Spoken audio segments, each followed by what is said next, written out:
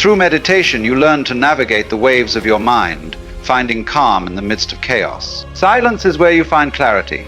It is where you hear the voice of your intuition, where you connect with your inner guidance. In the stillness, you can see your life with fresh eyes, free from the noise of external opinions. You can ask yourself the questions that truly matter. Who am I? What do I value? What kind of life do I want to create? Silence is also where you find connection, not with others, but with the essence of existence itself.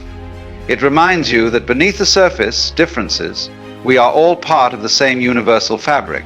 In the quiet, you can feel the pulse of life, the rhythm of the universe, the oneness of all that is. And perhaps most importantly, silence is where you find peace. It is where you let go of the past and the future, the regrets and the worries, the striving and the struggling. In the silence, you come home to the present moment. You come home to yourself. Solitude, the state of being alone, is a concept that carries a multitude of meanings and emotions. For many, it is a source of discomfort, a space where silence amplifies the noise of our thoughts, fears, and insecurities. This discomfort is deeply ingrained in us, as society often measures worth by how others perceive us. Yet paradoxically, the very fear of solitude is what makes it so transformative. To embrace solitude is to embark on a journey of self-discovery, a path fraught with challenges but brimming with potential. When we first encounter solitude, it can feel overwhelming. The absence of external noise and distractions leaves us face to face with our innermost selves. For some, this silence is deafening.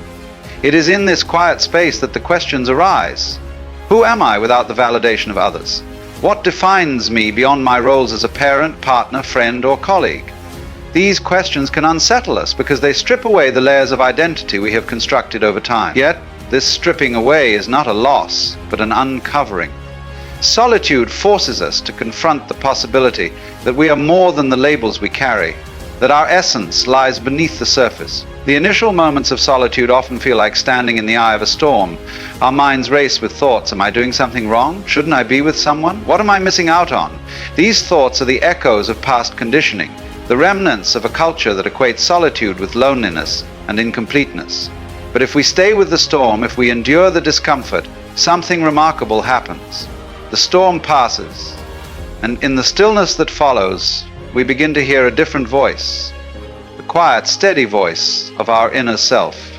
This voice does not shout or demand, it simply exists, waiting for us to listen. In solitude, we begin to realize that the fears we once held so tightly were nothing more than illusions. The fear of emptiness, for instance, dissolves when we understand that solitude is not empty but spacious. It is a space where we can breathe, reflect, and simply be.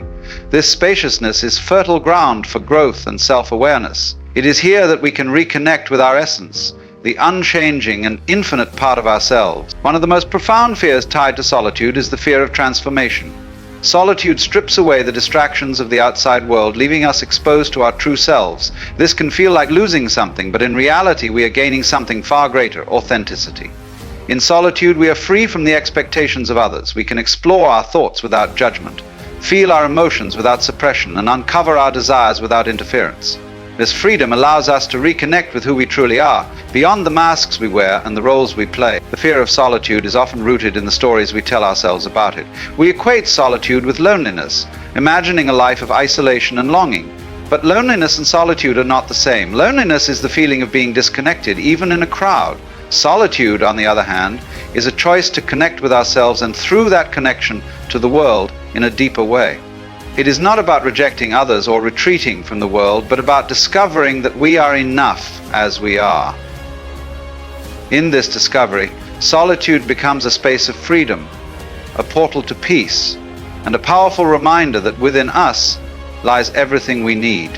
To embrace solitude is to confront the truths we have avoided and to let go of the familiar. It is to step into the unknown and face the parts of ourselves we have hidden away. This confrontation is not easy, but it is transformative. When we move through the fear of solitude, we find that being alone is not a punishment, but a gift.